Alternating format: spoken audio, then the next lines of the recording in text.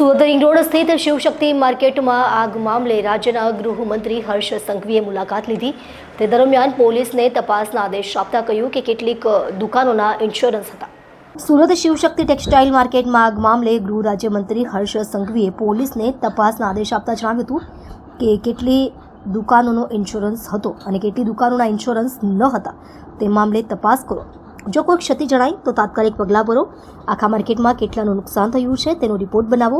Fire Surat મહાનગરપાલિકા તથા પોલીસની ટીમ હતી। ફાયરની ટીમ માટે આ એક મોટું ચેલેન્જ હતું, જેમાં 48 કલાક સુધી ફાયરની ટીમે કામ કર્યું છે અને હાલ પણ કામ ચાલે છે, પરંતુ હવે આપણે શું કરી શકીએ તેના માટે આપણે 2-3 દિવસમાં ચર્ચા કરીશું। આગ કઈ રીતે લાગી, વેપારીઓને નુકસાન થયું છે તેઓની ચિંતા આપણને ખબર છે।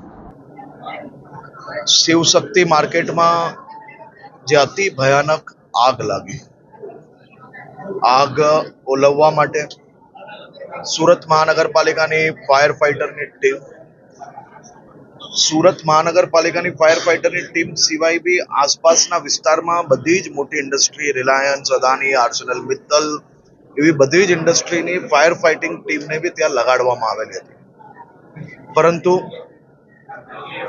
આ આગ એટલી ભયાનક હતી કે 48 કલાક સુધી ફાયર બ્રિગેડના જવાનો રાત દિવસ એક કરીને આગ ઓલવવા માટે મહેનત કરી, પરંતુ સફળતા મળતા ખૂબ સમય લાગ્યો અને એ સમયમાં ખૂબ મોટી દુકાનોની અંદર, ખૂબ મોટી સંખ્યામાં દુકાનોની અંદર નુકસાન થયું છે।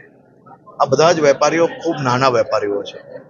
આજે collector Shri, police commissioner Shri અને સૌ અધિકારીઓને મંત્રી શ્રી મુકેશભાઈ, મેં અને બધા જ ધારાસભ્યશ્રીએ સૂચન આપ્યું છે અને તાત્કાલિક કેટલા લોકો પાસે ઇન્સ્યોરન્સ છે, કેટલા લોકો એવા છે કે જેની પાસે ઇન્સ્યોરન્સ નથી, જેના દુકાનની અંદર નુકસાન નથી થયું, એ પોતાનો સાડીઓ કે કપડાનો જે કંઈ સામાન હોય એ કઈ રીતે નીકાળી શકે, એનો વેપાર પાછો કઈ રીતે ઝડપથી ચાલુ થઈ શકે તે માટે તાત્કાલિક સર્વે કરીને કામ હાથ ધરવા માટેની સૂચના બી આપી છે।